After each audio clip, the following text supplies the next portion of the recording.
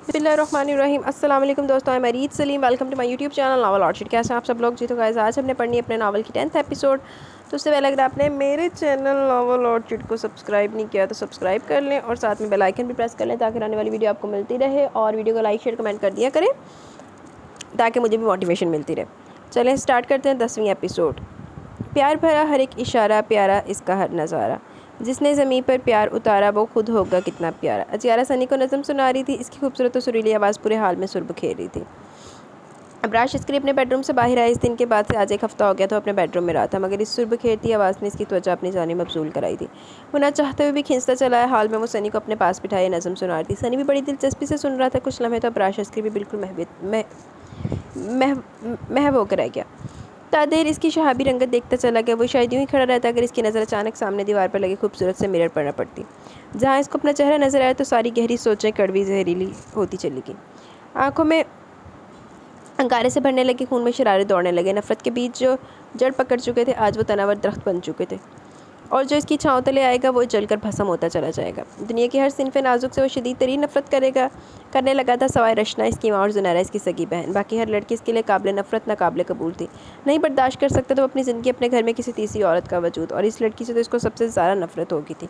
सिर्फ़ और सिर्फ इस वजह से इसकी प्यारी मॉम ने इस पर हाथ उठाया। वो जियारा को गुस्से भरी नज़रों से घूरता हुआ चला है और बिल्कुल इसके सामने वाले सोफ़े पर आट के बैठ गया। जियारा जो सनी को नज़म सुनाती है, अबराश अस्करी की मौजूदगी इसके बिल्कुल इसके पास सामने आकर बैठना गोया इसकी ज़ुबान तालू से जा चिपकी। गुलाबी चेहरे पर घबराहट और आंखों में सन्नाटा सा भरने लगा। कोई हाल नहीं, एक औरत दी बरा तो सारे ज़िंदगी खराब की हुई है अबराश साहब ने। ना पहले किसी ने सुख का साह लैन दिंदा सी ना हुण लैन दिंदा। सनी जो जियारा की प्यारी से नज़म सुन रहा था वो तो जाने कब का नींद की वादियों में महवे सफ़र हो गया था और सोफे से ही देख लगा कर बैठे बैठे सो गए, जिसका अंदाज़ा जियारा को अभी हुआ था। इसने सनी को देखा और ब्राशस्क्री के जो बगौर इसी को देख रहा था। अब क्या करे, यही सोचकर रह गई। मगर ब्राशस्क्री ने इस दिन का बदला लिया जो थप्पड़ इसको रशना ने मारा था, वो क्या कर लेगी।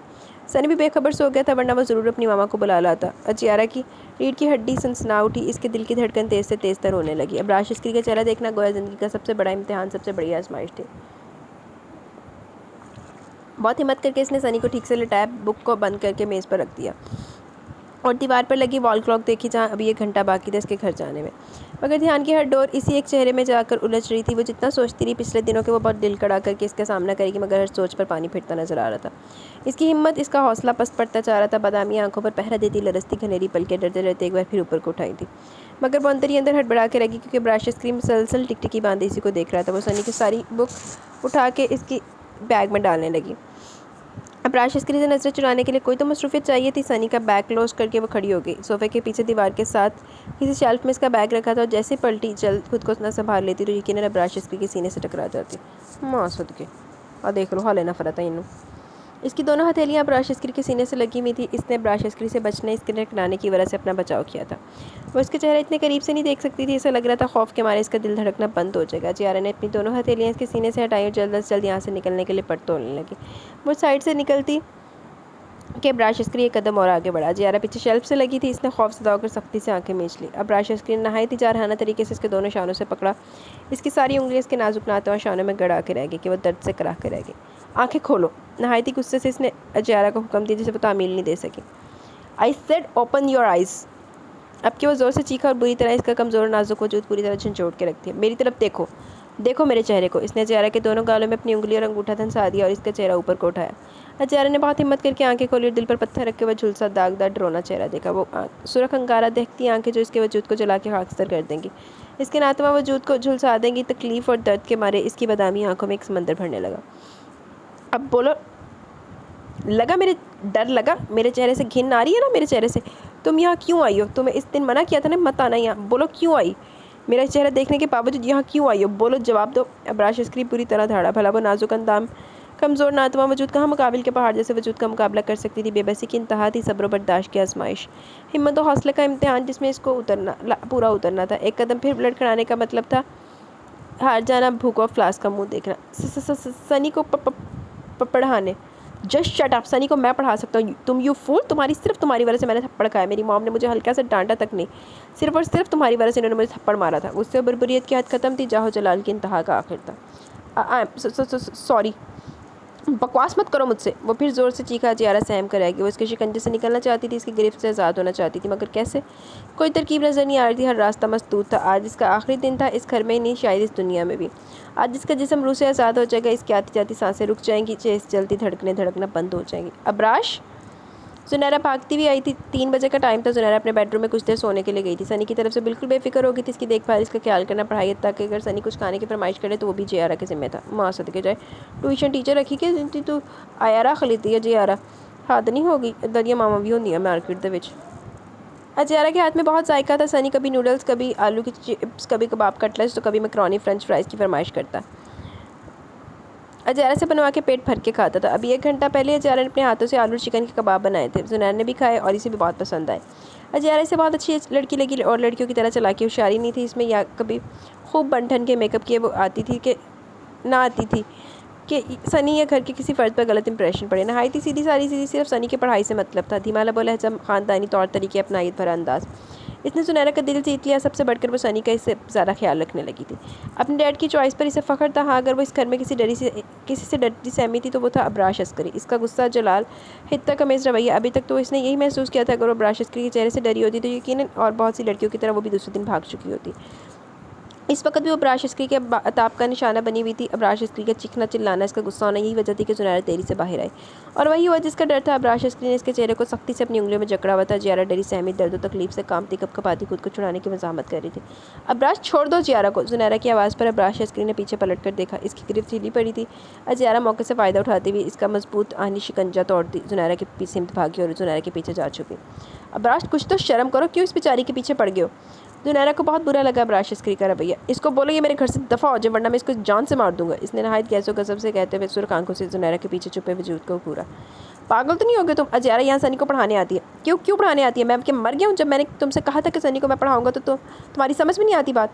अच्छा, कब पढ़ाओगे तुम सनी को? जुनैरा ने अपने सीने पर हाथ बांध कर नहायत सुकून से इसको देखा। तुमको तो अपने कमरे से निकल से फुर्सत नहीं, पढ़ाओगे कब? जानते हो फर्स्ट सेमेस्टर में फ़ेल आया सनी, कितनी ख़राब रिपोर्ट आई है इस दफ़ा सनी की। मगर तुम्हें क्या? तुम्हें तो खुद से अपने कमरे से और कमरे में पहले अंधेरे और सन्नाटे से प्यार है। बाहर की दुनिया तो तुमने बिल्कुल फरामोश कर दी है। तुमने अपनी दुनिया सिर्फ तन्हाई, अंधेरे और सन्नाटे में बसा ली है। किसी तो तुम्हें कोई सरोकार नहीं, सिर्फ खुद से मतलब है। आज जुनैरा का मौका मिला तो वो खूब दिल की भड़ास निकाल ली थी। तुम मुझे इतनी बातें सुना रही हो सिर्फ इस लड़की की वजह से। अबराश अस्करी को जुनैरा की एक बात तीर बनकर दिल में चुभ रही थी। पेशे को सच बोल रही थी और सच कितना जितना कड़वा होता है दिल को लगता भी इतना ही है, मगर वो इस सच को तस्लीम नहीं करना चाहता था। अच्छा जी, फिर उस कुड़ी थे सान जियारा थे। कब तक रहेगी लड़कियाँ? और मेरी समझ में नहीं आता ये लड़की यहाँ क्यों रुक गई? यकीनन इसके पीछे कोई तो मकसद होगा। वो ये शक भरी नफरत से भरी आंखों से जियारा को देख रहा था। है मकसद, सनी को पढ़ाने का मकसद है। अबराश, हर एक को शक की नज़रों से देखना छोड़ दो। हर लड़की तिलिस्म नाज नहीं होती। यहाँ तिलिस्म नाज का क्या जिक्र? नागवार नजरों से अबराश अस्करी ने जुनैरा को देखा। तुम समझते तिलिस्म नाज, धोखेबाज, चालबाज, मफाद परस्त, खुदगर्ज, मतलबी, सेल्फिश है तो दुनिया की हर लड़की तुम्हें सवाए मॉम और अपनी बहन की ऐसी रखती है। बुरे अल्फाज जितने भी इसे समझ में आए इसने तिलिस्म नाज के लिए इस्तेमाल कर दी। और काश वो और बुरे अलकाबात से इसको पुकारती, मगर इसकी तरबियत, इसकी परवरिश, तालीम इसकी आड़े आ गई। अच्छा, तो देखता हूँ तुम्हारी ये सनी की टीचर यहाँ कितने दिन और टिकती है। मैं इसको यहाँ रहने नहीं दूंगा। तुम इसको फारिग करो, मैं खुद आज से सनी को पढ़ाऊँगा। अबराश अस्करी ने 2 टोक बात की। वो कतई तौर पर जियारा को यहाँ बर्दाश्त नहीं कर पा रहा था। जुनैर ने एक लंबा सांस खींच कर पीछे पलट कर जियारा को देखा, जिसकी बदामी आंखों से टप टप आंसू बह रहे थे। इसको बहुत अफसोस हुआ। वो भी एक लड़की थी और लड़कियों के दिल किस कदर हसास और नाजुक होते हैं। अखलाकियात और एहसासात में गूंदी ऐसी लड़कियों की इज्जत नफ्स बहुत मजरूह होती है। अच्छे पाक शफाफ किरदार की ऐसी लड़कियां अपनी तरफ उठने वाली नफरत और बेइज्जती की नज़र को शिद्दत से महसूस करती हैं। इसने इतना तो महसूस कर लिया था, जान लिया कि जियारा पाकीज़ा किरदार और अच्छे ख़ानदान की नेक लड़की है। अबराश अस्करी के सख्त अल्फाज, नफरत भरी निगाहें, तज़हीक और तौहीन आमेज़ जुमले इसकी इज़्ज़त नफ्स पर ज़रब लगाते हैं। वो बेचारी तो ये जॉब करने पर मजबूर है। घर के हालात, भूख और अफलास की वजह से नौकरी करने पर बाहर निकली और कुछ कलम काम तो नहीं करी कि उसको फारिग कर दिया जाए। पूरी दिलजमी, पूरी ईमानदारी से सनी को पढ़ा तो रही है। जुनैरा आगे बढ़ी और अबराश अस्करी के पास जाकर खड़ी हुई। अबराश, क्या हो गया तुम्हें? तुम ऐसे तो नहीं थे मेरे भाई। सनी को कोई इशू नहीं है। मैंने कब मना किया कि तुम सनी को पढ़ाने से? मगर तुम इस बात से इनहराफ भी तो नहीं कर सकते कि जियारा को डैड ने सनी के लिए सेलेक्ट किया है। हम बिला वजह जियारा को यहाँ से नहीं निकाल सकते। हमें जियारा से कोई शिकायत नहीं, कोई वजह नहीं जिसकी बुनियाद पर जियारा को फारिग करें। जियारा पूरी दिलजमी, पूरी ईमानदारी से सनी को पढ़ा रही है और सनी भी जियारा से बहुत खुश है। अब तो जितनी भी ट्यूशन टीचर्स आई हैं तो ना तो मेरी समझ में आई और ना ही सनी को अच्छी तरह से पढ़ा सकती हैं। ये बोलो कि बस सब मुझसे डर कर, मुझसे घिन कराहित खा के भागी हैं। मेरा चेहरा देखकर वो खौफजदा होकर भागी हैं। अबराश अस्करी ने सख्ती से इसकी बात काटी। और यही बात मुझे समझ में नहीं आ रही कि लड़की अब तक यहाँ क्यों टिकी हुई है? क्या वजह, क्या मकसद है इसका यहाँ रुकने का? और इसका जवाब मुझे यह लड़की देगी। अबराश अस्करी धीरे धीरे चलता हुआ जुनैरा को नज़रअंदाज किया जियारा के पास आ ठहरा। ए लड़की, सच सच बताओ, क्या मकसद है तुम्हारे यहाँ आने का? क्यों अब तक मुझे देखने के बावजूद यहाँ टिकी हुई हो? बोलो, जवाब दो। अब राशिस्क्री गुस्से से देखते हुए जोर से चीखा को पूरे वजूद समेत काम करेगी। सहमी हुई और मदद तलब नजरों से उसने जुनैरा को देखा। इधर देखो मेरी तरफ। तुम घर वालों को तो बेवकूफ़ बना सकती हो, इन सबकी आंखों में धूल झोंक सकती हो, मगर मुझे बेवकूफ़ नहीं बना सकती। ना ही मेरी आंखों पर पट्टी बंदी है। यार तेरी से अगर बना दी तो यकीनन ज़्यादा बेहोश हो जाती। अब्राश, पागल हो गया? कुछ तो अकल से काम लो। सारे मैनर्स एटिकेट्स भूल गए। असल बात तो ये है कि तुम अपने सख्त खोल में बंद हो, जहाँ से निकलना ही नहीं चाहते। हर एक को इसी नज़र से देखते हो जैसा तुम चाहते हो। जुनैरा ने भेजा, हमायत मत करो इस लड़की की। अपने और ज़ारा के दरमियान हाल जुनैरा को उसने घूरा था। वो जिस तरह तरफदारी करी थी वो सख्त नागवार लग रहा था इसको। मैं तुमसे अब कोई बहस नहीं करना चाहती। या ज़ारा, शाम के 4 बज गए, अब तुम घर जाओ। जुनैरा ने ज़ारा का हाथ पकड़ा, सोफे से इसका बैग उठा के इसको हॉल से बाहर ले, क्योंकि कुछ भरोसा नहीं था कि राशिस्क्री फिर ना इसको पकड़ ले। ड्राइवर, जुनैरा ने शोफर को आवाज़ दी। जी छोटी बीबी, ज़ारा बीबी को इनके घर ड्रॉप कर दो। जी बेहतर, आइए ज़ारा बीबी। शोफर बाद अब सर झुका गाड़ी की तरफ बढ़ा। जाओ ज़ारा, और अपने दिलो दिमाग को बिल्कुल फ्री रखना। अब्राश की किसी भी बात को बुरा मत समझना, ना ही दिल पर लेना। अभी वो गुस्से में जो कुछ इस पर बीती है वो तुम नहीं जानती। ओके? जुनैरा ने मुस्कुराते हुए ज़ारा की थोड़ी पकड़ कर ऊपर की। जी बस वो इतना ही कह सकी। जाओ, ड्राइवर तुम्हारा वेट कर रहा है। ज़ारा सर को झुका गाड़ी की तरफ बढ़ गई। जुनैरा को ये प्यारी सी छोटी सी लड़की बहुत पसंद आई थी, बिल्कुल अपनी अपनी सी लगी थी। अच्छा जी, परजाई बना ला फिर। जे नदी, मतलब अपनी परजाई तो जे नदी बुड्ढी। वो अपने आरामदेह बेड पर पुरसकून नींद के मज़े ले रहा था। अपनी 3-4 दिन की थकन उतार रहा था। दिन रात की शूटिंग, कमर्शियल मॉडलिंग शो ने से बहुत थका दिया था। रात के 3 बजे वो कराची आया था और आते बगैर कपड़े चेंज के बगैर फ्रेश हुए सीधा अपने आरामदेह बेड पर जो लेटा तो पल भर में नींद के आगोश में चला गया। थकन इस कदर थी, अपना फ़ोन भी चेक नहीं किया। इस वक्त सुबह के 8 बज रहे थे और इसका फ़ोन मतवातर बज रहा था। फ़ोन करने वाला भी थकन नहीं था, मुसलसल फ़ोन कर रहा था। जाने कौन सी इस जागी थी कि नदीम बलोच की नींद टूटी। बजर की आवाज़ पर इसने बेड की साइड टेबल पर रखे अपने सेल फ़ोन को देखा जो अभी बज रहा था। इसने मुंदी मुंदी आंखों पर हाथ फेरा और मुसलसल बजता अपना सेल फ़ोन उठाया। स्क्रीन पर देखा जहाँ स्कार एलवी कॉलिंग जगमगा रहा था। नदीम बलोच की आंखें पूरी खुल गई। इस वक्त फ़ोन यकीनन रिचा सिद्दीकी को अंगूठी देने की बात करने के लिए फ़ोन किया होगा। इसको भी ना चैन नहीं है। नदीम बलोच दिलकशी से मुस्कुरा दिया, फ़ोन रिसीव करके कान से लगाया। हेलो यार, इतनी सुबह सुबह फ़ोन? मुझे पता तेरे पेट में दर्द हो रहा होगा जानने के लिए कि रिजा कहाँ हो इस वक्त। सदर कारवी ने नदीम बलोच की बात बड़ी संजीदगी से काटी थी। आहो, हर कोई तेरे वगैरह बेला ना। नदीम बलोच कितने जा रहे हैं? हाँ कितनी के नहीं कितनी अदा पूछता रहे। घर पर यार, सुबह 3 बजे के करीबी कराची हैं, मिल सकते हो? वही सरतला बोला ऐसा। नदीम बलोच ने अपना वहम समझ कर सर झटका। इस वक्त सच्ची बहुत थका हुआ, नींद भी आ रही है। शाम में मिलते हैं ना। इसके अंदाज से थकन साफ जाहिर थी। कतई मूड नहीं था गर्म बेड को एसी फुल एसी बेड को छोड़कर जाने का, बेडरूम को छोड़कर जाने का। कैप्टन जाकर याद के घर पर फ़ौरन पहुंचो, मैं तुमको वहीं मिलता हूँ। आपकी नदीम बलोच सैयद अस्कार अलवी की संजीदगी इसका सरदंदाज नोट के बिना नहीं रह सका और थोड़ा चौंक भी है। अस्कार, सब खैरियत तो है ना? तुम आओ तो बात करते हैं। बस यही जुमला कहकर सैयद अस्कार अलवी ने लाइन डिस्कनेक्ट कर दी। नदीम बलोच ने अपने ऑफ फ़ोन को देखा। ऐसे इसे भी थोड़ी टेंशन सी होगी, फिक्र सी हो गई थी। क्या बात हो सकती है? वो मुँह में बड़बड़ा के उठा, फ़ोन टेबल पर वापस रख के बेड से नीचे उतरा और अपनी वार्डरोब के जानिब बढ़ गया, जहाँ से black T shirt blue jeans निकाली और वॉशरूम में घुस गया।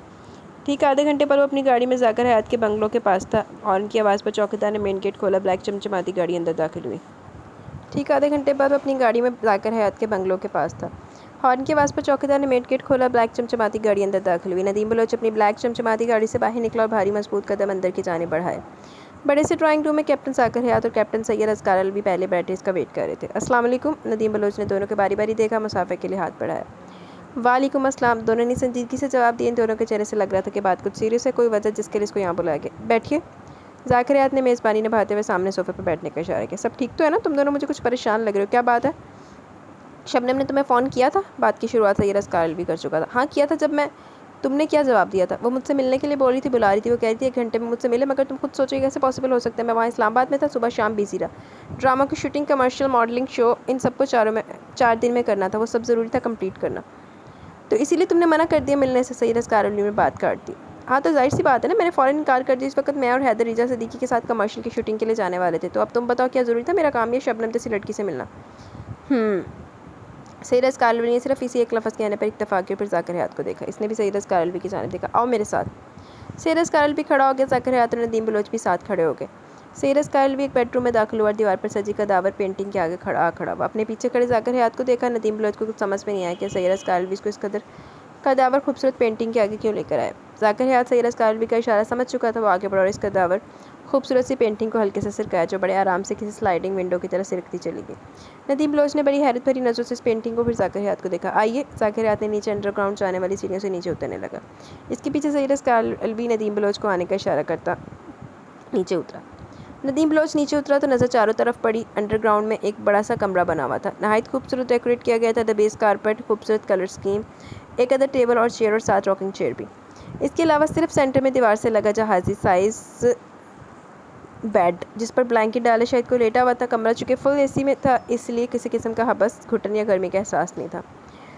दीवारों से होती भी इसकी नज़र सैयदा स्कारलवी पर पड़ी जो उसको देख रहा था। आओ इधर। सैयदा स्कारलवी जाकर हथियार के पास खड़े थे। नदीम बलोच भी वहीं आ गया और बेड पर ब्लैंकेट ओढ़े इस वजूद को देखने लगा।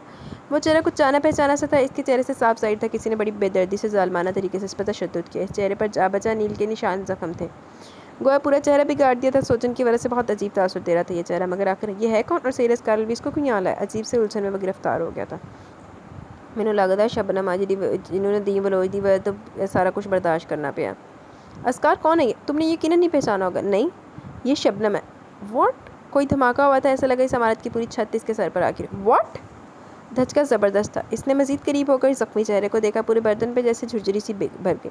खौफ से ऐसा लग रहा था जैसे नस नस में चूंटियाँ सी रेंग गई। कैसे हुआ ये सब और किसने किया? इंसानियत के नदीम बलोच को बहुत अफसोस भी हुआ था और तकलीफ भी। जिस दिन तुम्हें शबनम ने फ़ोन किया काश कि तुम चले जाते। ना सिर्फ बहुत से रास्ते पर्दा भी हट जाता और सैड ब्राइज भी पकड़ा जाता मगर तुम नहीं आए। आई नो कि शूटिंग मॉडलिंग शो में बिजी थे। जाहिर सी बात है तुम्हारी अपनी लाइफ है। मेरी वजह से वैसे भी तुमने अपना कैरियर दाव पर लगा दिया। शबनम जैसी कॉल गर्ल के साथ तुम्हारा अफेयर, तुम्हारा स्कैंडल टीवी चैनल वालों ने बहुत उछाला है।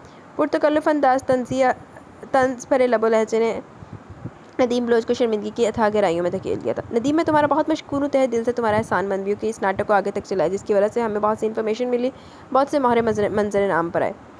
तुम मुझे शर्मिंदा करो। नदीम बलोच ने सैयदा स्कारलवी का संजीदा चेहरा देखा। अरे नहीं यार, तुम तो मेरे बहुत अच्छे दोस्त हो। मैं क्यों चाहूँगा कि तुम शर्मिंदा हो? सैयदा स्कारलवी ने इसकी तरफ से रुख फेर लिया और नजरें बेड पर दवाइयों और इंजेक्शन के ज़ेरे नसर बेखबर सोती शबनम पर मरकूज कर दी। शबनम को पेशावर कॉल गर्ल नहीं है और ना ही माँ की कोख से ये नसीब लेकर पैदा हुई थी कि तकदीर इस पर इसको कॉल गर्ल बना देगी। ये 12 साल की थी जब एक गांव से सलमान ने इसको अगवा करके लाया था और सुनीता बाई के दर पर फेंक दिया। शबनम कोई बदकिरदार ख़ानदान की लड़की नहीं, गरीब शरीफ और इज़्ज़तदार माँ बाप की बेटी है।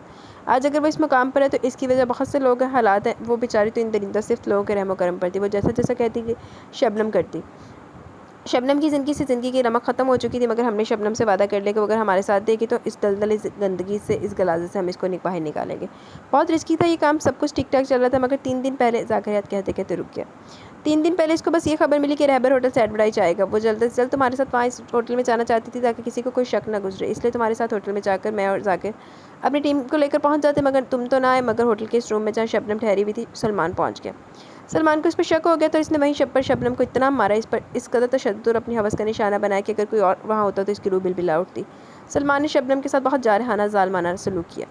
सैयदा स्कारलवी चंद लम्हे खामोश हो गया। इसके दिल में दिमाग में इस कदर गुस्सा था कि काश सलमान यहाँ होता और उसका रिश्ता अलग कर देता। नदीम बलोच जितना अफसोस करता कम था। खुद पर इसको बहुत गुस्सा है। इसकी वजह से किसी का नुकसान हुआ था। इसकी ज़ात से किसी को तकलीफ पहुंची। इसने तो आज तक कि एक चिड़िया के बच्चे तक को तकलीफ नहीं पहुंचाई। फिर यहाँ तो एक जीता बेसदर सा इंसान था और इसका बेस्ट फ्रेंड सैयदा स्कारलवी था जिसका दिल सिर्फ इसकी वजह से दुखा था। काश कि वो उस टाइम वापस आ जाए। वो टाइम वापस आ जाए। गुजरा टाइम नहीं वापस आता।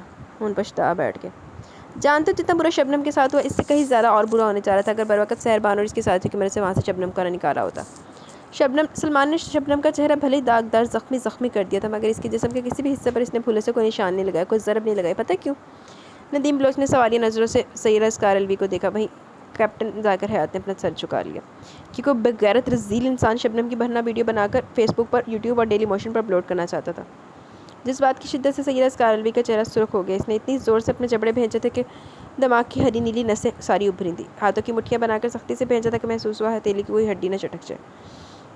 कितनी देर तक इस कमरे में खामोशी सन्नाटे का राज रहा। तीनों अपनी अपनी जगह खुद को मुजरिम महसूस कर रहे थे। कोई कुछ नहीं कह रहा था। अस्कार। बहुत देर की इस खामोशी को नदीम बलोच की शर्मिंदा आवाज़ ने तोड़ा। वो चलता हुआ इस तक और हाथ बढ़ाकर इसके शाने पर रखा। मुझे माफ़ कर दे यार, मैं अपनी जिम्मेदारी पूरी तरह वफादारी से निभा नहीं सका। मैं इस वक्त अपनी ही नज़रों में घिस चुका हूँ। हम बड़ी आसानी से किसी के बारे में राय कायम कर लेते हैं मगर इसके दिल में नहीं झांक सकते। मेरी राय शबनम के लिए बहुत ख़राब थी मगर आज पता चला मेरी सोच बहुत सही थी। अस्कार, मैं बहुत शर्मिंदा हूँ। सैयदा स्कारलवी ने गहरा सांस लिया और इसका हाथ अपने शाने से हटा के अपने हाथों में ले लिया था। इट्स ओके, जो कुछ हुआ नादान इसकी मगर मुझे इस दिन शबनम की पूरी बात सुन लेनी चाहिए थी तो आज हालात इस नहज पर न होते। आह आह। शबनम के दर्द से कराहने की आवाज़ पर ज़ाकरिया तेरी से इसकी तरफ बड़ा। सैयदा स्कारलवी नदीम बलोच की नज़र भी इस तरफ गई।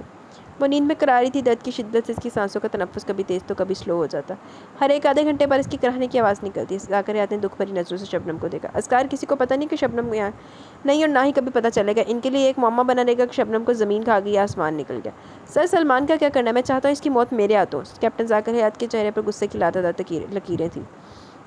सलमान को अभी और आज़ाद छोड़ दो, उड़ने दो इसको, कहाँ तक उड़ेगा। एक ही दफ़ा इसको गिरफ्त में लेंगे, फिर तुम अपनी ख्वाहिश पूरी कर लेना। अभी अभी क्या करना है? आपको दुबई जाना है, निकवादी को बिल से निकालना है, इस पर जाल फेंकना और जब जाल गिरफ्त पकड़ ले तो शिकंजे में जकड़ लें। ओके सर, हो जाएगा। ये याद है और जहन में रखना कि निकवादी को इसी की जगह पर मारना है। यस सर, इंशाल्लाह मैं फ़ाते बनकर लौटूंगा, इंशाल्लाह। शबनम के लिए क्या इंतज़ाम किया आपने? सैयद कारलवी को दिल से इस लड़की से हमदर्दी थी, ज़रा सी गलती ने कहाँ तक पहुँचा दिया बेचारी को, मगर अल्लाह रब्बुल इज़्ज़त का लाख लाख शुक्र था, एहसान था कि गलती पर गलती नहीं हुई। बर वक़्त शबनम को वहाँ से निकाल लिया गया। सही कर लो भाई जी। इस कार सर, शबनम के लिए मैंने भरोसेमंद, वफ़ादार, ईमानदार मुलाजमा का इंतज़ाम कर लिया, जो 24 घंटे शबनम के पास रहेगी। इसके खाने पीने का ख्याल, इसकी देखभाल की जिम्मेदारी इसी मुलाजमा पर होगी। ओके, बहुत अच्छी बात है। तो फिर आप कब तक निकल रहे हैं? मैं बस 1 घंटे के बाद निकल जाऊँगा। ठीक है, चलें फिर यहाँ से शबनम को आराम करने दें। और फिर तीनों इस अंडरग्राउंड खुफिया कमरे से बाहर आ गए थे। अस्कार, नदीम बलोच की धीमी मगर शर्मिंदगी से पूरा आवाज़ उभरी। सैयद कारवली जो अपने फ़ोन में दुबई का नक्शा देख रहा था, सर उठाकर अपने सामने बैठे नदीम बलोच को देखा। नाराज़ हो? माफ़ नहीं करोगे? नहीं, मैं बिल्कुल नाराज़ नहीं हूँ, और दोस्तों में माफ़ी तलाफ़ी नहीं होती। अनजाने में हुआ जो हुआ, तुम्हें भी नहीं मालूम था कि ऐसा कुछ हो जाएगा, और फिर होने को कौन टाल सकता है। शबनम की ज़िंदगी में तकलीफ़ें लिखी थी जो इसे मिली हैं। तुम दिल पर बोझ मत डालो और ना ही शर्मिंदा हो। सैयद कारलवी ने हौले से मुस्कुराते हुए कहा था। नदीम बलोच को थोड़ा सुकून मिला। सैयद कारलवी की बातों ने इसके दिल से कुछ बोझ कम कर दिया था, मगर ज़मीर की अदालत में शर्मिंदगी फिर भी मुँह फाड़े खड़ी थी। हाय डार्लिंग, तिलिस्म नाज ने इठलाते हुए कहा। तिलिस्म नाज फिर आ गई। हाय, हाउ आर यू? ज़ौरब सिंघानिया ने बहुत गहरी नज़रों से इसको ऊपर से नीचे तक देखा। ब्लू टाइट्स पर छोटी ब्लू टी शर्ट पहनी थी। उरिया बाजू, उरिया शोल्डर, उरिया पेट और कमर ने ज़ौरब सिंघानिया की त्वचा इसके गिर्द हसार खींच लिया। तिलिस्म नाज जैसे इसके ऑफिस आई थी इससे मिलने। क्या हरदम काम में मसरूफ़ रहते हो, थकते नहीं हो? बालों को ठकती हुई वो इसके पास आई। मेरी थकन उतारने का सामान तो तुम हो। आज मैं बाकी बहुत थका हुआ, आज तुम्हें मेरा मूड बहुत फ्रेश करना है कि ज़िंदगी का मज़ा आ जाए। ज़ौरब सिंघानिया ने तिलिस्म नाज की उरिया कमर में अपना बाजू डाला और इसे अपनी जानिब खींचा कर उसकी आगोश में आकर गिरी। ज़ौरब सिंघानिया ने इसके पूरे वजूद पर अपने हाथों से वाहियात कहानी तहरीर करनी शुरू कर दी। इसके चेहरे पर अपने नापाक लबों से सहलाना शुरू कर दिया। तिलिस्म नाज नशे में से चूर ज़ौरब सिंघानिया के खुमार में बहती चली गई। सच, रहबर होटल में होने वाली बिजनेस मीटिंग में तुम्हें ना देखती तो शायद ज़िंदगी भर अधूरी रहती। ज़ौरब, मैं अपनी ज़िंदगी तुम्हारे साथ इंजॉय करना चाहती हूँ। तिलिस्म नाज ने ज़ौरब सिंघानिया के खूबसूरत चेहरे पर अपनी उंगलियाँ फेरनी शुरू कर दी। तो किसने मना किया? करो इंजॉय, अपनी अधूरी ख्वाहिश और अधूरी तशनीकी को मुकम्मल करो। मैं तो बहुत खुशकिस्मत हूँ कि मुझे तुम जैसी हसीन तरीन खूबसूरत कम उम्र हसीना मिली है। ज़ौरब सिंघानिया इसके चेहरे पर झुकता चला गया और उसकी अपनी बाहों में उठा के अपने सामने पड़े सोफे तक ले आया। आज इस वक्त तिलिस्म नाज ने अपनी हया, अपनी शर्म, इज़्ज़त और आबरू के सारे पर्दे गिरा दिए। वो ज़ौरब सिंघानिया के साथ बहुत दूर तक बहती चली गई।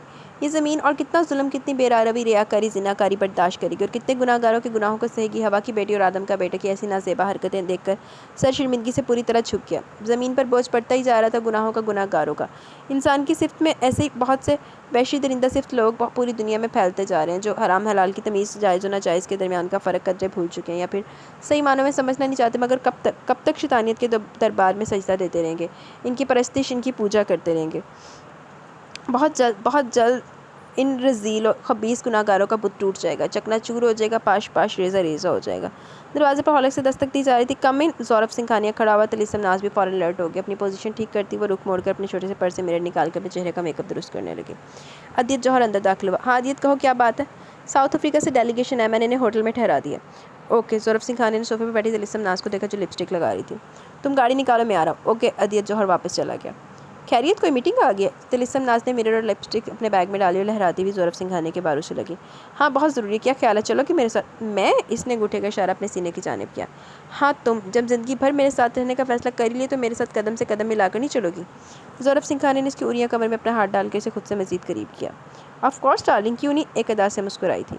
ज़ौरब सिंघानिया की संगत में तिलिस्म नाज खुद को बहुत खुशकिस्मत, बहुत खुश नसीब महसूस कर रही थी। करोड़ों के अरबों का मालिक ज़ौरब सिंघानिया इसका ज़िंदगी भर का हमसफ़र बनेगा। ये सोचे इसको गुरूर तकब्बुर की आखिरी सीढ़ी पर बिठा रही थी। तफाकर की एक भरपूर नज़र डालती वो ज़ौरब सिंघानिया के हमरा साथ चलने लगी। 20 मिनट की ड्राइव से वो मतलूबा जगह होटल में पहुँच गए थे। होटल के रूम्स में जहाँ साउथ अफ्रीका का डेलीगेशन इन लोगों का वेट कर रहा था। Hello mister Robert Mark. Zaurab Singhania ने अंग्रेज़ के बोलने से पहले अपना हाथ मुसाफे के लिए आगे बढ़ा लिया। तिलिस्म नाज को वो लोग बड़े अजीब से लगे। एक पूरे सफ़ेद रंग का गोल्डन बाल वाला शख्स था जिसके सफ़ेद रंग वाले चेहरे पर छोटे छोटे से ब्राउन और रेड दानों जैसे निशान थे। तो दूसरा पक्के रंग का और पैटर्न बड़े बड़े फूलों वाली शर्ट पर ब्लैक जीन्स बहुत अजीब और गंदा तासुर दे रहा था। किसी से भी नहीं लग रहा था वो कोई बिजनेसमैन होगा। तीसरा आखिरी सऊदिया को कोई शेख मालूम हो रहा था। बड़ा सा सफ़ेद छल्ला पहने, सर पर सफ़ेद स्कार्फ पहने, वो बड़ी ख़राब नज़रों से तिलिस्म नाज को घूरा था। इन नज़रों में लालच और हवस साफ देखी जा सकती थी। तिलिस्म नाज ज़रा झिझक गई। इन 3-4 मर्दों के आगे इसका सारा एतमाद बोल्डनेस ज़ीरो होती नजर आ रही थी। वो शिद्दत से यहाँ आकर पछताई। तुम्हें कुछ देने का वादा किया था। रॉबर्ट मार्क था जो ज़ौरब सिंघानिया को उसका वादा याद दिलाया था। हाँ, और मैं अपने वादे से मुकरता नहीं हूँ। ज़ौरब सिंघानिया ने अपनी ब्लैक कोट की जेब से सिगरेट और लाइटर निकाला। तो कहाँ है हमारी चीज़? शेख ने कहा। ये रही। ज़ौरब सिंघानिया ने 2 कदम के फासले पर खड़ी तिलिस्म नाज को बाजू से पकड़ के खुद से लगाया। लम्हे भर को तिलिस्म नाज का दिमाग चकरा के रह गया। हमारी चीज़ और ये रही, इन लफ्ज़ों का मतलब ठीक से समझी नहीं थी। तेरे वगरी औरतें ही डिज़र्व कर दी। औरत के नाम तो धब्बा जड़ियाँ होंदियां ना, वही कुछ डिज़र्व कर दिए। गंद तो हुण मजीद गंद दे विच डिगेगा।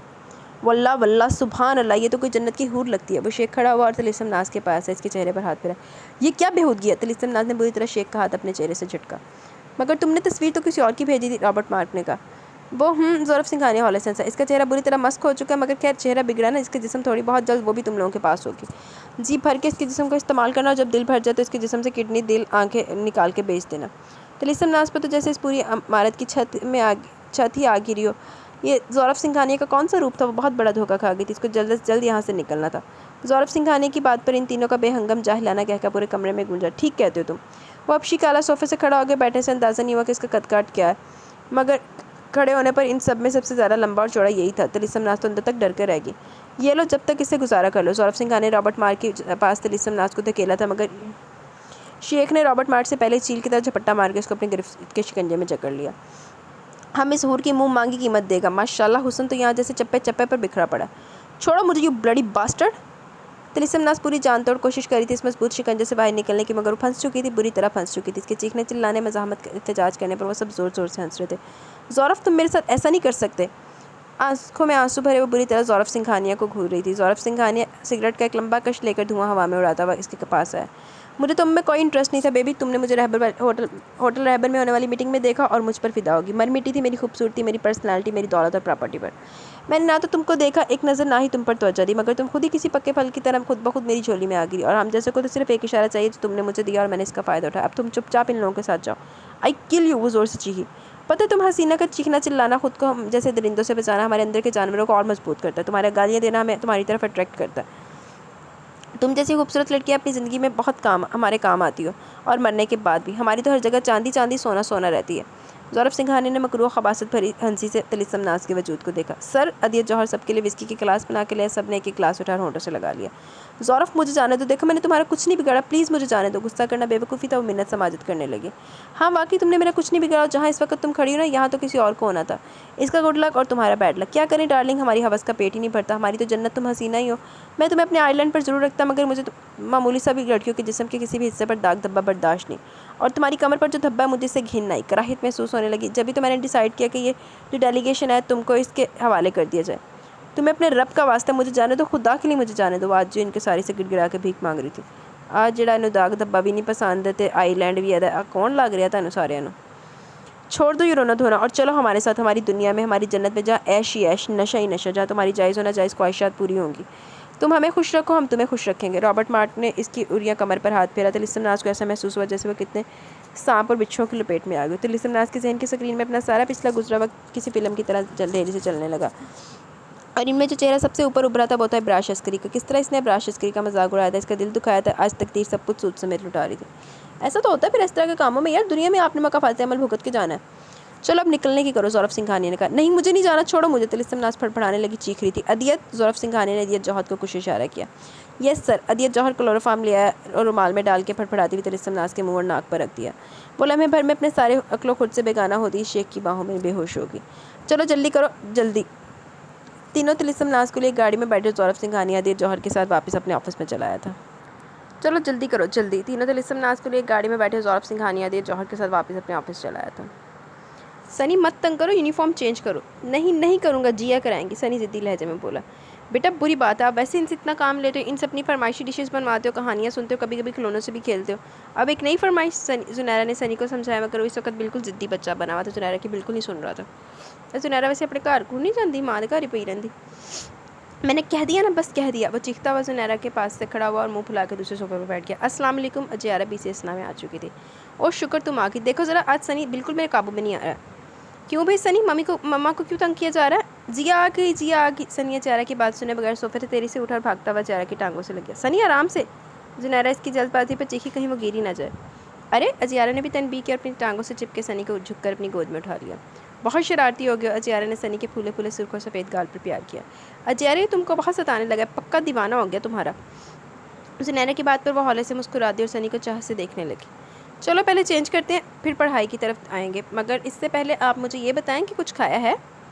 कुछ भी नहीं खाया, और तो और स्कूल में लंच भी नहीं खाया, यूँ ही का यूँ ही टिफ़िन वापस ले आए मोहतरम।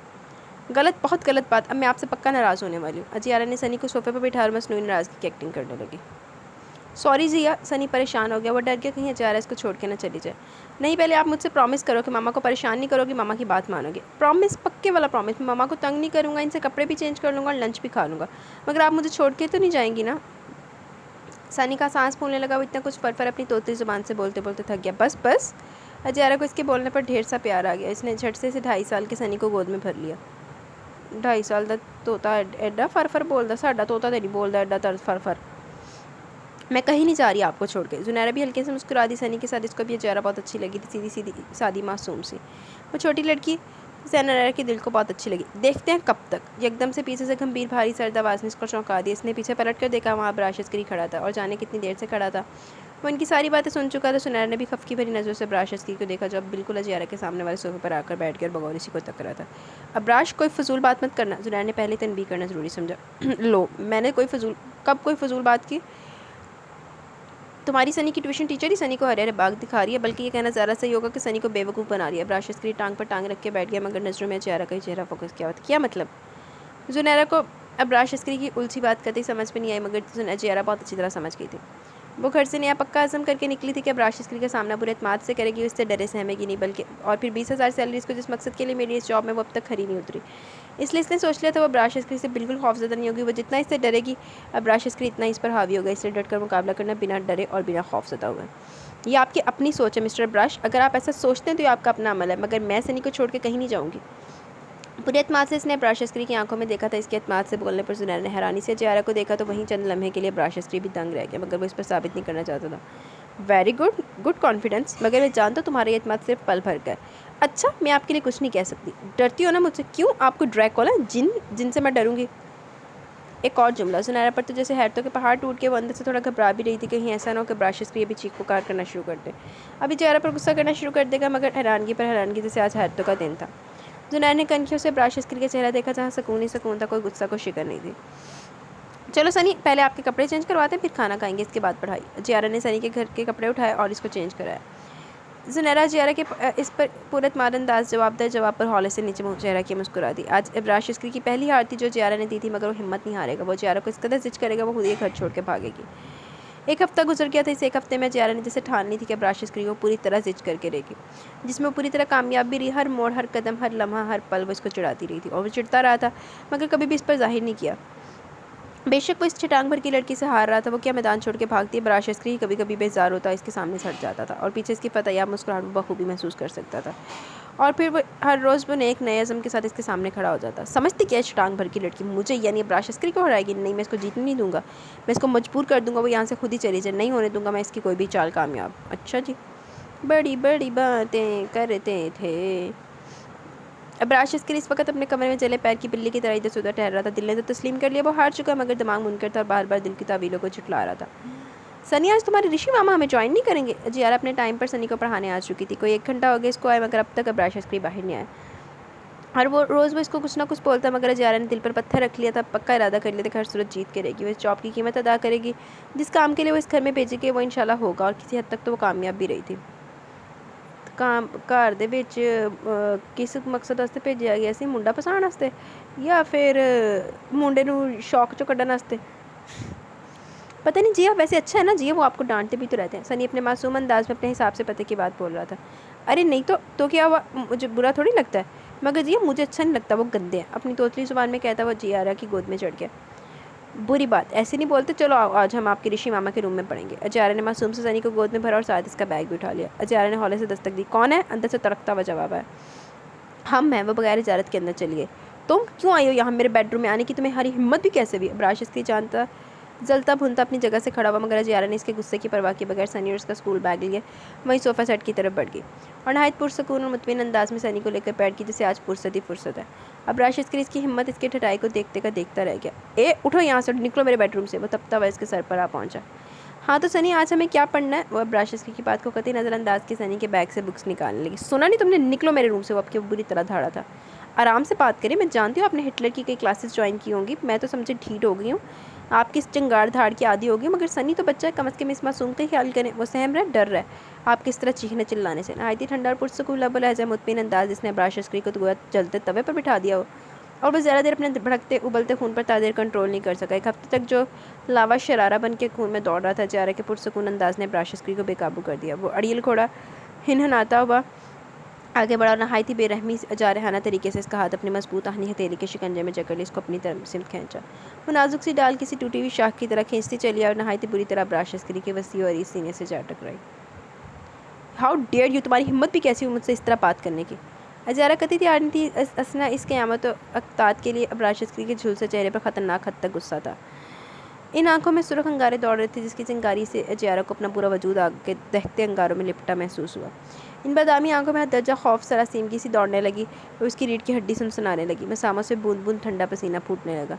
अब राशस्त्री ने इसके दोनों नाजुक बाजुओं को बुरी तरह जकड़ा हुआ था। इसकी 10 लंबी चौड़ी उंगलियां इसके नाजुक बाजुओं में गड़ी हुई जा रही थी, मगर अजियारा को खुद को इस वक्त मजबूत रखना बहुत ज़रूरी था। वो कमज़ोर पड़ के इसको अपने ऊपर हावी नहीं होने देना चाहती थी। बहुत हो गया, इसने बहुत बर्दाश्त कर लिया। अपना दर्द तकलीफ को यकसर फरामोश की इसने पूरी जान से पूरी ताकत से राशस्त्री के सीने पर अपनी दोनों हथेलियां रखा के जोर से धक्का दिया। अब राशस्त्री इस झटके पर 2 कदम लटखड़ाता पीछे हटा था। आपकी हिम्मत कैसे हुई? बार बार मुझे इस तरह पकड़ के क्या साबित करना चाहते हैं आप मिस्टर राशस्त्री? मैं उन बेहुदा लड़कियों में से नहीं हूँ जिन्हें आप ज़ेर कर दिया करते और घमंड और गुरूर और तकब्बुर की आखिरी सीढ़ी पर फतेयाब होकर खड़े हो जाते। मैं बहुत मुख्तलिफ किस्म की लड़की हूँ, समझते क्या आप खुद को? मैं क्या आप एक बंद कमरे में रहने वाले, अंधेरे में बसने वाले, तन्हाई को अपना सब कुछ समझने वाले एक आम से इंसान? लड़की अपनी हद में रहो वरना मुझसे बुरा कोई नहीं होगा। अजियारा की सच्चाई इसके दिल पर ज़रबे बनकर चुभ रही थी, हलक के अंदर तक, जैसे किसी ने कोई जहरीली शय घोल दी हो। आपसे बुरा शायद इस कायनात में कोई हो भी नहीं सकता। अजियारा ने बड़ी दलेरी से इसके गुस्से से सुर्ख चेहरे को देखा। हर अंजाम से बेफिक्र बेपरवाह मैदान मुकाबला में कूद पड़ी थी। तुम्हारी तो अब राशस्त्री ने एक हाथ बढ़ा के उसकी कलाई अपनी मजबूत मुट्ठी में दबोची उसको एक झटका दिया, मगर इस पर अजियारा हर बार के लिए तैयार थी। इसको उससे टकराने से बचाने के लिए इसने अब राशस्त्री के बाजू पर हाथ धरा। दूर खड़ी क्या बकवास करी हो? नज़दीक आकर बको, फिर देखो तुम्हारी हिम्मत। छोड़े मुझे। इसने अपनी कलाई छुड़ाने की भरपूर मज़ाहमत की, जो मुकाबल कदी तौर पर छोड़ने को तैयार नहीं था। आप समझते इस तरह डरा धमका के आप मुझे यहाँ से भगा देंगे तो ये आपकी बहुत बड़ी भूल है। मैं आपसे डरती नहीं हूँ। डरते तो वो है जो किसी का सामना करने की हिम्मत नहीं करते, जो एक कोने में अंधेरा किए बल्कि दुब के बैठे रहते हैं और समझते दुनिया की नज़र से छुप गए हैं। वो इशारों में इसकी ज़ातियत पर तंज करने लगी। तुम मुझ पर तंज करी हो? तुम्हारी इस इतनी जरूरत हो क्या? तुम औकात क्या तुम्हारी 2 टके की? हाँ हूँ 2 टके की, गरीब हूँ, मगर बैठ के नहीं खाती, हक हलाल की खाती हूँ, मेहनत करती हूँ, कमाती हूँ, किसी के आगे हाथ नहीं फैलाती हूँ, ना ही अपनी कमज़ोरियों के आगे घुटने टेकती हूँ। अब राशस्त्री के गुस्सा साथ में आसमान पर जहाँ पहुँचा, इसने ज़ोर से अजियारा की कलाई झटकी तो पीछे दीवार से बुरी तरह टकराई।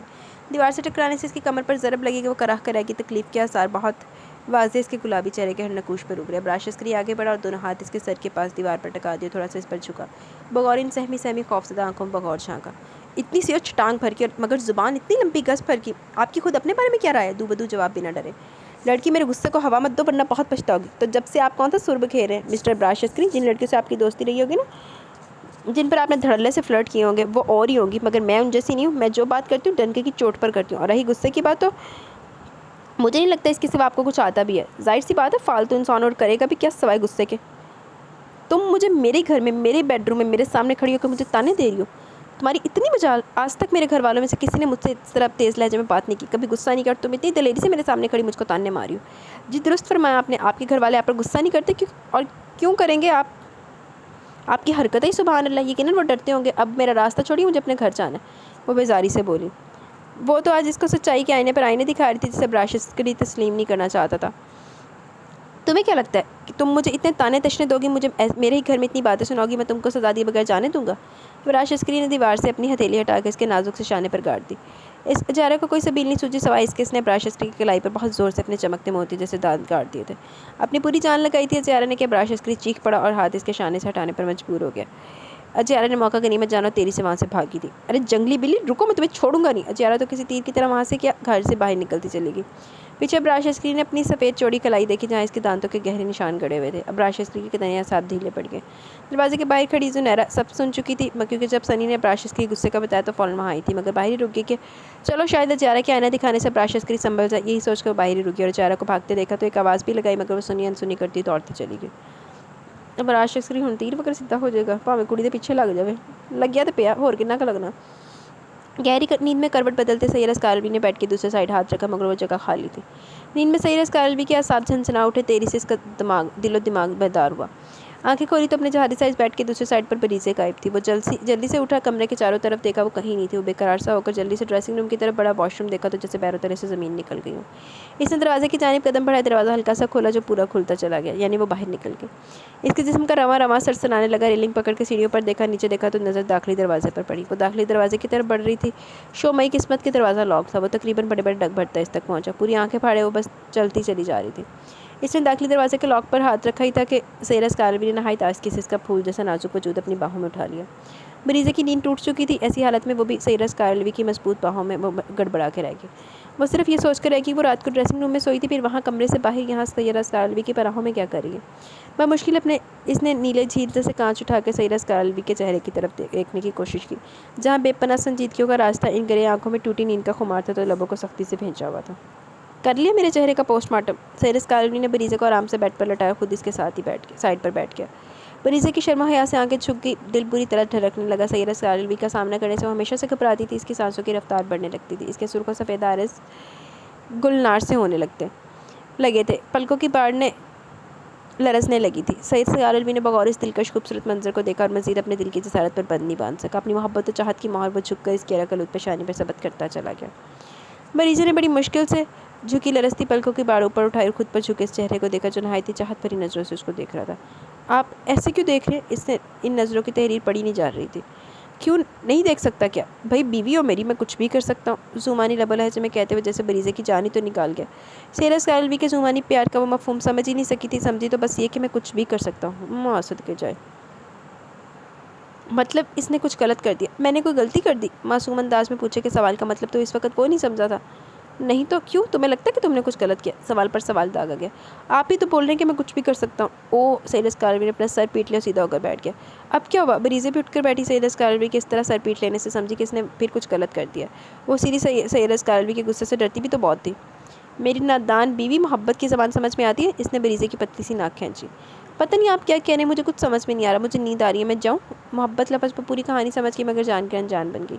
इसका मतलब मेरी नादान मिसेस को इज़हार मोहब्बत की बात नहीं बल्कि अपनी मोहब्बत की बात समझ में आती है। वो तो हैरान पर हैरान कर रहा था और इसकी आखिरी बात का मफ़हूम भी वो अच्छी तरह समझ गई थी। चेहरे पर गुलाल से बिखेरते कोसकज़ार रंगों को देखकर सैयरा स्कारवी समझ गया बरीज़े की शर्मा हिजाब की क्या दास्तान है। वो हौले से मुस्कुरा दिया। बरीज़े को सामने देखकर इसका दिल अलग ही पुरताल बखेरना शुरू कर देता था। दिल में गुदगुदियाँ सी मचने लगती थी। इसका लोहे जैसे दिल में मोहब्बत की दरार पड़ चुकी थी। बस इस लोहे को बरीज़े हाथ लगा दे, वो खुद ब खुद पिघलता चला जाएगा। अच्छा जी, गालेडी वाद गई है। प्लीज़ इस तरह मत देखें ना, मेरी जान निकल जाएगी। बरीज़े इन लो देती आंखों की ताब नहीं ला पा रही थी। मोहब्बत और चाहत की इस कशिश का सामना नहीं कर पा रही थी। सीने में मजबूत पसलियों के पीछे जो नाजुक सा नन्हा सा धड़कता दिल था, कहीं वो बंद ना हो जाए। सैयरा स्कारवी ने बहुत जानदार कहकर लगाया। इस पूरे कमरे की फ़िज़ा खुशबू में इसकी हंसी बरीज़े के वजूद समेत एक हसार खींच की। वो कन्फ्यूज सी चेहरा झुका गई। ओके, नहीं देखता। इसकी हंसी तो रुक गई, मगर लब और चेहरे पर अभी भी मुस्कुराहट ने अहाता किया हुआ था। सैयरा स्कारवी ने चेहरा झुकाया तो नज़र बरीज़े के खूबसूरत सफ़ेद पैरों पर पड़ी। इसको वो पायल याद आ गई। बेड की साइड टेबल की दराज से इसने वो मेहरून मखमली बॉक्स निकाला जिस पर पायल रखी हुई थी। तुम्हारे पैरों का जले का निशान अभी तक है। मैंने बाहर से कुछ ट्यूब मंगवाई है, वो लगा दूंगा तो ये निशान भी चले जाएंगे। सूखे सफ़ेद पैरों पर जलने के ब्राउन निशान अभी रह गए थे। ज़ख्म तो ठीक हो गया था, मगर ये निशान नहीं गए।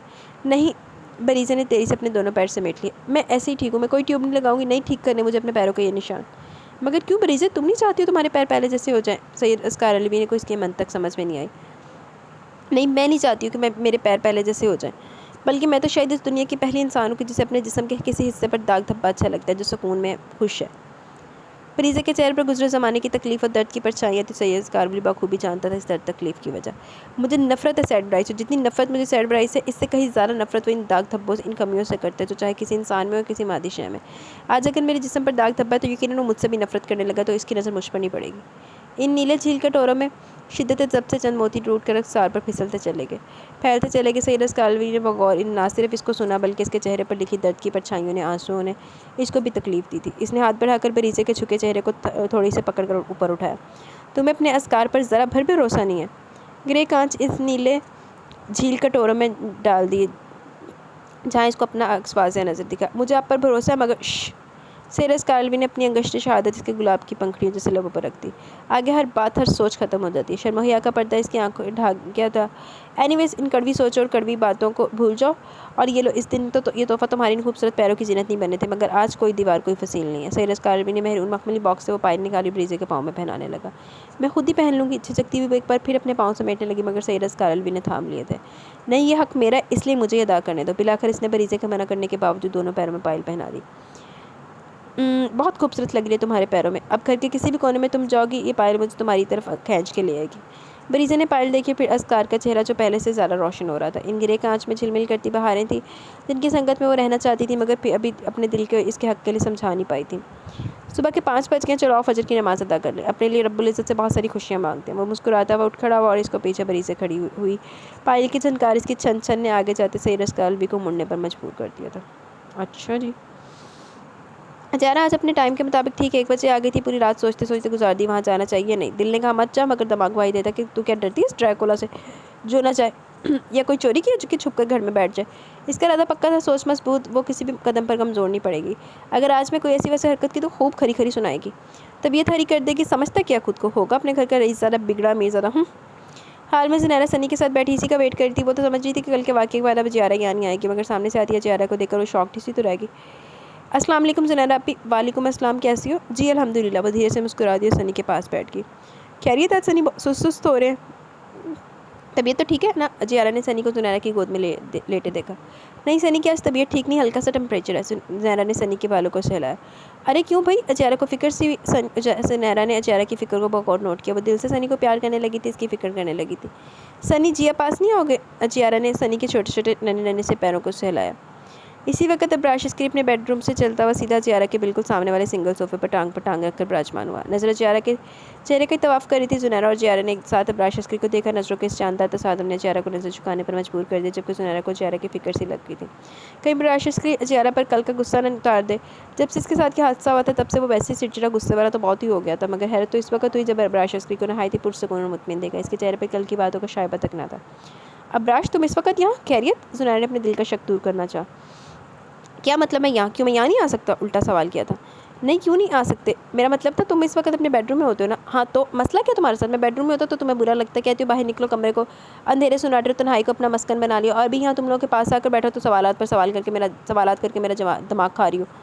राशिद ने नहायत संजीदगी से ज़ुनैरा को देखा। ज़ियारा ने पलके उठाकर इसकी संजीदगी को देखा, जो बहुत मजबूत इरादा बांध के आई थी, बहुत सारी हिम्मतें मजतमा करके आई थी।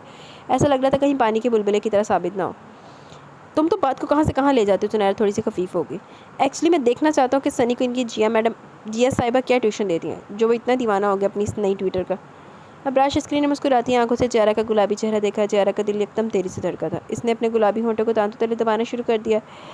ज़ियारा की ये बचपन की आदत थी, जब वो बहुत टेंशन में होती तो अपने गुलाबी होंठों को दांतों से काटना शुरू कर देती।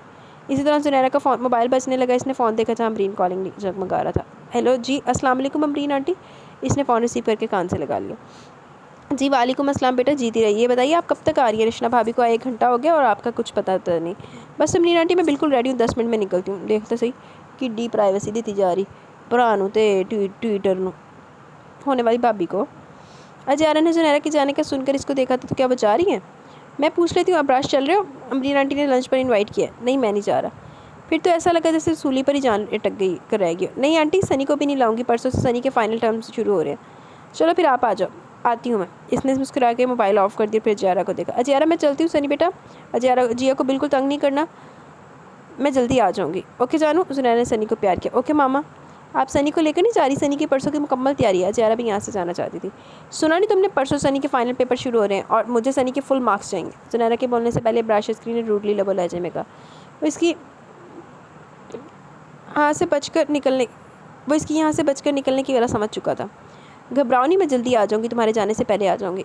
ज़ुनैरा ने ब्राश स्क्रीन को घूरने के बाद ज़ियारा का घबराया हुआ चेहरा देखा। उसे तसल्ली दी जल्द आने की। ज़ुनैरा से आ चुकी थी। हाल में ज़ियारा और ब्राश स्क्रीन और सनी के अलावा कोई नहीं था। ज़ियारा ने फिर डरते डरते बमुश्किल निगाहें उठा के अपने बिल्कुल सामने विराजमान ब्राश स्क्रीन को देखा, जो इसी बकौर तक रहा था। वो सटपटा के रह गई। फिर घबराती नजर सनी पर डाली, जो हल्के से टेम्परेचर की वजह से सुस्त हो रहा था और शायद दवाई के असर से गनूदगी में भी जाने लगा था। अब तो और भी इसकी सिट्टी गुम होने लगी। ये नहीं होना चाहिए था, वरना ब्राश स्क्रीन से कल का बदला न ले ले। सनी। ज़ियारा ने सनी को गोद में भरा। लगता है आज पढ़ाई का बिल्कुल मूड नहीं है ना? जी, आज मेरा मूड नहीं है पढ़ने का। झुकी झुकी आंखों से सनी ने ज़ियारा को देखा। अच्छा तो फिर कोई गेम खेलते चले आपके रूम में। इस वक्त वो अब्रार करी का कतई सामना नहीं करना चाह रही थी। इसका अंदाज़ा अब्रार करी बखूबी लगा सकता था, मगर वो सिर्फ चुपचाप जाने के उसको तक ही चला गया रहा था। दिल में अचानक ये कौन से जज्बे ने सर उठाया था वो नहीं जानता था, मगर दिल बेईमान इस वक्त चाह रहा था एक गुलाबी सा घबराए घबराए सहमा सहमा सा चेहरा देखता चला जाए। मासूद के जाए कुछ तो होने लगा था। अब्बा जी ने मुंडा सही करना से पे जैसे ही मुंडा हो रिश्क में शुक्र पै गया। नो जिया मुझे नींद आ रही है। अच्छा आपका फेवरेट कुछ बताते। नहीं मुझे कुछ नहीं खाना, मुझे बस सोना है। और फिर वो ज़ियारा के शाने पर सर धरे आंखें बंद किए सोने लगा। ज़ियारा ने सनी की कमर से हिलाई, बालों को सहरा, मगर चंदी लम्बों में नींद के गोश में चला गया। अब क्या करे क्या ना करे कि मुस्ताक वो सोच कर रहेगी, वो यहाँ बैठना भी नहीं चाहती थी, इसलिए खड़ी हो गई। फिर सनी के रूम में आ गई और फिर नहाई ताजगी से सनी को उसके बेड पर लटा और खुद भी इसके सहारे बैठ के इसके बालों में अपनी उंगलियाँ चलाने लगी। वो बाहर जाना नहीं चाहती थी, वहाँ अब्रार करी बैठा था। हालांकि असल जॉब तो इसकी थी ही यही जिसके लिए वो यहाँ आई थी। पिछले कुछ दिनों इसने अब्रार करी को खूब जिच किया था, खूब जुमले कसे, और वो सिर्फ जलता भूनता रह जाता। कभी इसको सुना भी देता तो कभी घूर के रह जाता। मगर ये चेहरा पहले तो घबराती डरती खौफजदा हो जाती, मगर अब तो इस चेहरे के इसके अंदाज लबो लहजे की आदी हो गई थी। खूब मज़े लेती, इंजॉय करती इसके जलने कूदने को, और जो वादा खुद से किया था इसमें वो किसी हद तक कामयाबी हो गई थी। मगर आज और कल में इसको फ़र्क क्यों लगा। कल अब्रार करी की आंखों में गुस्सा, गैसो गजब, चाहो जलाल था, मगर आज इसने इन आंखों में कुछ और भी देखा था। इसका दिल किसी खतरे का अलार्म दे रहा था। औरत की छटीस बहुत तेज़ होती है। आज ज़ियारा ने अब्रार करी की आंखों में जो देखा, वो जो महसूस किया, नहीं अल्लाह करे ये मेरा वहम और कुछ ना हो। ज़ियारा ने अपने दिल को लानत मलामत की एक झुरझुरी से ली पूरे बदन में सरायत कर गई थी। इसने धीरे से अपनी आंखें बंद कर ली, मीच ली थी। कुछ ही सेकंड गुजरे होंगे, दिल को शिद्दत से ऐसा महसूस हुआ जैसे कोई दो आंखें बहुत गौर से इसके चेहरे इसके वजूद को तक रही हैं। इसने हौले से आंखें खोल दी तो आंखें जैसे फटी की फटी रह गई। सामने चंद कदम के फासले पर वो जान का दुश्मन अब्रार करी खड़ा था। ज़ियारा बुरी तरह गड़बड़ा के रह गई, और गड़बड़ा के जो खड़ी हुई तो इसी गड़बड़ाहट में इसका जॉर्जेट का वाइट दुपट्टा जिस पर सी ग्रीन ऑरेंज प्रिंट हुआ था वो लुढ़क कर इसके शाने पर ठहरा। आपको कुछ चाहिए था। टूटे फूटे लफ्ज़ गुलाबी लबों से अदा हुए। हाँ मुझे बहुत भूख लगी है, मुझे कुछ खाने को दो फ्रेश सा। आप घर के मुलाजिम से कह दीजिए, मेरी जिम्मेदारी तो नहीं है। थोड़ा डरते थोड़ा एतमाद से कहा। तुम्हारी जो जिम्मेदारी है वो तो आज तुम निभा नहीं रही हो, और दूसरा कि मुझे मुलाजमों के हाथ का खाना नहीं पसंद। वैसे भी तुम सैलरी किस बात की ले रही हो, बैठे बैठे मुफ्त की तो नहीं ले रही हो ना। अब्रार करी का इशारा और ताना वो अच्छी तरह समझ गई थी, और एक तरह से लाजवाब भी होगी। वो नहीं जानता था इसको 20,000 सैलरी किस बात की मिली है, मगर वो तो जानती थी। मगर ये क्या, अब इस खड़ूस बदमजाज शख्स के लिए खाना भी बनाना पड़ेगा। अब कल इसका हुक्म ना दे रहे कि मेरे बेडरूम की सफाई करो, मेरे कपड़े दो। नहीं भाई मैं तो साफ इनकार कर दूँगी। इसने दिल में मुसम्मा में इरादा बांधा था। तो होर की जोड़ा काम करना नहीं वही कर। अब अगर तुम ये सोच रहे हो कि यहाँ सोचते हुए खड़े खड़े कुछ तैयार कर लोगे तो तुमसे बड़ा खुशफहम कोई नहीं है। अब्रार करी ने भिगो के इसको तंस मारा तो वो चौंक कर इसको देखने लगी। आप चलिए मैं आती हूँ। ज़ियारा ने दुपट्टा सर पर दुरुस्त किया। क्यों, मेरे साथ चलने में क्या कबाहत है। अब्रार करी ने बगौर इसको देखा। ऑरेंज कलर के सूट पर सी ग्रीन, येलो और ऑरेंज की एम्ब्रॉयडरी की हुई थी। आज वो अच्छी लग रही थी। अब्रार करी के देखने का अंदाज़ पतला था। ज़ियारा का मुंह बना था अब्रार करी की मुसलसल टिकरी की बांध कर देखने पर। वो अपना रुख फेरती एक नज़र बेखबर सोते सनी पर डालती हुई तेरी से निकलने लगी कि बुरा हुआ कालीन पर पड़े इस खिलौने का जो अब्रार करी के पास ही कदमों में पड़ा था। वो इस खिलौने से अटकती हुई लड़खड़ाई, और लड़खड़ा के सीधा अब्रार करी के बाजू से टकराई। या वहशत, अब्रार करी पूरी तरह हिलकर रह गया और इसके दोनों शानों से थामे सीधा किया था। क्या मुसीबत है, चलना नहीं आता तुम्हें। नहीं आता, आप भी तो मेरे सर पर खड़े हो गए। वो झंझलाती हुई वहाँ से निकलती चली गई। अब्रार करी इसके झंझलाने पर पहले तो हैरतज़दा रह गया, फिर हौले से मुस्कुरा दिया। माँ सदके जाए मुंडा ते गया काम तो। ज़ियारा झंझलाती हुई किचन में दाखिल हुई। नवाब साहब फ्रेश फूड चाहिए। हालांकि मैं जानती हूँ सुनहरा आप ही खुद अपने हाथ से इनकी पसंद का खाना बनाती हैं। नवाब साहब को किसी के हाथ का पसंद जो नहीं आता, मगर क्या करें, तंग होने वाली बात है, करने वाली बात है ना। शायद मुझे तंग करके मज़ा आता होगा। वो मुसलसल गुस्से में बड़बड़ा रही थी।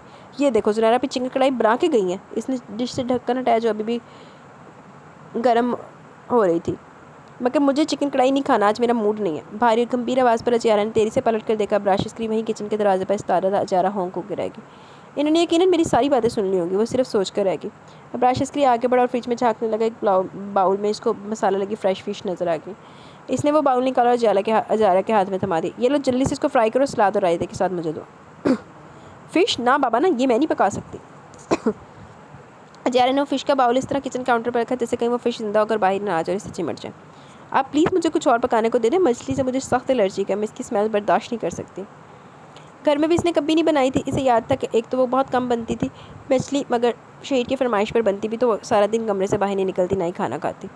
अच्छा जी, एक तो ये कि मुझे मछली खानी और आज, और दूसरा ये तुम ही बनाओगी प्लीज़। वो कुछ कहने के लिए मुँह खोल ली थी कि अब्रार करी ने हाथ उठा के उसको खामोश रहने का इशारा दिया। मैं डाइनिंग टेबल पर वेट कर रहा हूँ, 15 मिनट में फ़िश टेबल पर आ जाए। और फिर वो रुका नहीं, तेरी से निकलता चला गया। ज़ियारा दिल में सोच कर रह गई। अब वो अब्रार करी के गुस्से से भी वाकिफ़ थी, इसलिए करती या मरती कि मुस्ताक नाक पर दुपट्टा रखे वो बाउल उठा लिया और जिसमें मसाला लगी फ़्रेश फ़िश रखी थी। इसको देखकर इसकी स्मेल से ज़ारा को ज़बरदस्त उबकाई आई, मगर बहरहाल बनाना थी। अपने दिल पर हाथ रखे अपनी हालत पर काबू पाती बर्नर पर कढ़ाई रखने लगी। कोई आधे घंटे में डाइनिंग टेबल पर फिश फ्राई के साथ सलाद और रायता ट्रे में रखे इसने ब्राशस्क्री के आगे रखी। शुक्र, वरना मैं तो समझा था कि अब ब्राशस्क्री ने इसका चेहरा देखा तो सिर्फ लम्हे भर के लिए इसको पशेमानी हुई। ज़ारा का चेहरा सुर्ख हो रहा था, आंखें भी पानी से भरी सुर्ख हो रही थी। गुलाबी रंगत पर शिकवा और नाराज़गी के वाज़ेह रंग थे। ना चाहते हुए ब्राशस्क्री की हंसी निकल गई। ज़ारा ने जहाँ हैरत से देखा वहीं आंखों में गुस्सा भरा। यकीन वो इसकी हालत से लुत्फ़अंदोज़ हो रहा था। ओह माय गॉड, यकीन नहीं आ रहा तुम इतनी एलर्जी हो फिश से। अपना चेहरा देखो आईने में। ब्राशस्क्री हंसता रहा और प्लेट में फ्राई फिश का एक बाइट रायते से लगा कर खाया। लोग खाओ, बहुत मज़े की होती है। ब्राशस्क्री ने जानकर ज़ारा को छेड़ने की खातिर मछली का एक बाइट इसके चेहरे के आगे किया। वो तो जैसे बिदक गई। आप नहायत बदतमीज़ इंसान है। वो मुँह सुकेड़ कर रह गई। मछली की बदबू उसकी बर्दाश्त से बाहर हो रही थी। वो जानने लगी कि ब्राशस्क्री ने इसकी कलाई पकड़ी, उस झटके से इसको साइड वाली खाली चेयर पर बैठा दिया। बैठो यहाँ, और जब तक मैं नहीं खा लेता तुम कहीं नहीं जाओगी। ये क्या बेहूदगी, मैंने पका दी बहुत है, मुझसे मज़ीद इसकी स्मेल बर्दाश्त नहीं हो रही। वो अपनी नाजुक सी कलाई इसकी चौड़ी हथेली से छुड़ाने लगी। तो मोहतरमा ज़ारा साहिबा, बर्दाश्त करो मुझे भी, मछली को भी, शायद आगे भी इसकी आदत डाल लो। अब ब्राशस्क्री ने रवानी में कहा था। इसकी बादामी आंखों में देखा जो झिलमिला रही थी, मगर मछली की बदबू की वजह से वो ब्राशस्क्री की बातों पर तवज्जो नहीं दे सकी थी। उन्हें आगे की फ्यूचर प्लानिंग भी कर ली। सॉरी, मुझसे मज़ीद बर्दाश्त नहीं हो सकता। ज़ारा सुर्ख चेहरा लिए एक हाथ सीने पर रखे तो दूसरा मुंह पर रखे उबकाई को रोकती हुई तेजी से सनी के रूम की तरफ भागी थी। रुको ज़ारा। अब ब्राशस्क्री ने तकरीबन भागती है ज़ारा को पुकारा, मगर वह सुनी अनसुनी करती तेरी से गायब हो गई थी। अब ब्राशस्क्री एक बार फिर धीरे से हंस दिया। शाम के 6 बज गए थे, मगर अभी तक सुनहरा नहीं आई। सनी भी सोकर उठ चुका था। ज़ारा ने इसको नूडल्स बनाकर खिला दिए। इस वक्त के बाद अब ब्राशस्क्री से इसका सामना नहीं हुआ। वो शायद अपने रूम में सो गया था। हैरत का दिन था आज तो। वो जब किचन में आई तो मछली तो क्या, इसकी बदबू का कहीं नामो निशान तक नहीं था। ब्राशस्क्री ने पूरे हाल किचन में खुशबू वाला कोई स्प्रे फ्राकतीरी से किया था। इसने शुक्र का सांस लिया। सनी, आपकी मामा नहीं आई, मुझे घर भी जाना है। मेरी अम्मी मेरा इंतजार कर रही होंगी। वो फिक्रमंदी से वॉल क्लॉक देखने लगी, जहाँ अब 6:15 बजने लगे वाले थे। आप आज यहीं रुक जाए ना जिया। नहीं बेटा, मेरी अम्मी अकेली होंगी। मगर सनी था कि इसको जाने नहीं दे रहा था। आप यूँ करें ना, अपने ऋषि मामा के पास चले जाए। नहीं, मुझे इनसे डर लगता है। ज़ारा की आंखों की पुतलियों पर ब्राशस्क्री का झुलसा हुआ चेहरा घूम गया। अच्छा ठीक है, यूँ करें आप अपने रूम से टैबलेट लें, इसमें कोई गेम देखते हैं। ये ठीक है, मैं अभी लाया। वो खुशी खुशी भागता हुआ अपने रूम में गया। 1 मिनट में लाइट भी चली गई। पूरा घर घुप अंधेरे में डूब चुका था कि अपना साया तक नजर नहीं आ रहा था। इसका सबसे पहला ख्याल सनी की तरफ गया। ओह माय गॉड, सनी डर ना जाए। ज़ारा तेरी से खड़ी हुई एक कदम आगे बढ़ी के पाँव रपटा और वो किसी की मजबूत आहनी बाहों में रुकी थी। इसका खामोशी और अंधेरे को चीरती एक ही चीज़ थी, और वो थी इसके दिल की बेतरतीब ज़ोर शोर से उधम मचाती दिल की धड़कनें। सांसों का तनफ्फुस तेज़ से तेज़ होता गया। एक एहसास था जिसके दिल में अनजानी कहानी लिखता चला गया, जिसको समझने से वो कतई कासिर थी। इसके गुलाबी चेहरे को मुकाबिल की गर्म सांसों के थपेड़े ने झुलसा दिया। तेज़ चलती सांसों की एतताल पर नहीं आ रही थी।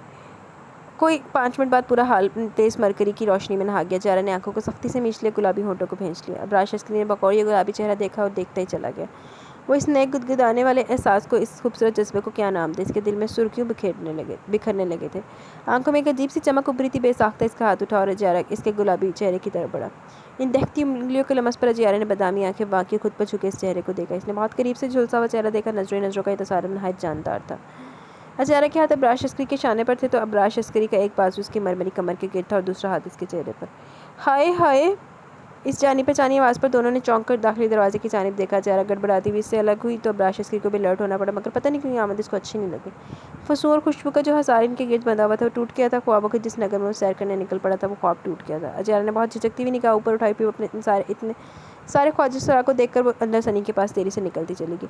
बाबूजी, तू तो बड़ा कमाल है, यहाँ घर में भी रंगीनियाँ फैलाई हुई हैं। सैरबानों के इस तरह ताली बजाकर और इसकी बात का इशारा समझकर ब्राशस्क्री सर तक पास सुलग कर रह गया। खबरदार, जो तुमने ज़ारा के बारे में एक भी ख़राब लफ्ज़ इस्तेमाल किया तो वरना मुझसे बुरा कोई नहीं होगा। ब्राशस्क्री के चेहरे के झुलसे नकुश पर गुस्से की लकीरें वाज़ेह तौर पर देखी जा सकती थी। लगता है सैरबानो, इस कुड़ी से अपने बाबूजी को इश्क हो गया, वो भी सच्चे वाला। वरना हमने बाबूजी को कितनी लड़कियों के साथ देखा और इनका मजाक भी उड़ाया, इनसे छेड़खानी भी की, मगर कभी इनको बुरा नहीं लगा। मगर आज क्यों बुरा लगा? इसका मतलब है ना, ये कुड़ी इस कुड़ी पर मर मिटा। नजमगुल ने लहरा लहरा के बड़े बड़े 32 के 32 दांतों की नुमाइश की। ठीक कहता तो नजमगुल, मुझको भी कुछ ऐसा ही मामला लगता। सैरबानो ने कमर पर हाथ रख के बगौर ब्राशस्क्री को देखा। तुम लोग अपनी बकवास बंद करते हो कि नहीं? तुम लोग को यहाँ अंदर घुसने किसने दिया? फ़ौरन निकल जाओ यहाँ से। तू तो बिल्कुल ही गुस्से में आ गया। हम तो तुझे देखने आए थे, इतने दिन हो गए तुझे देखे, सोचा तुझे तेरे घर ही चलें। सैरबानो आगे बढ़ा। देख लिया ना, अब निकलो यहाँ से, वरना मैं चौकीदार से कह के तुम लोग को धक्के देकर निकलवाऊंगा। ब्राशस्क्री ने सैरबानो को घूर के देखा। हाँ हाँ, चले जाएंगे, इतनी भी क्या जल्दी है? सैरबानो वहीं बड़े से सोफे पर बैठ गया। हम तो तेरी इयादत को आए थे, हमें तेरे हादसे का पता चला, बहुत अफसोस हुआ। नजमगुल भी वहीं सैरबानो के पास बैठ गया।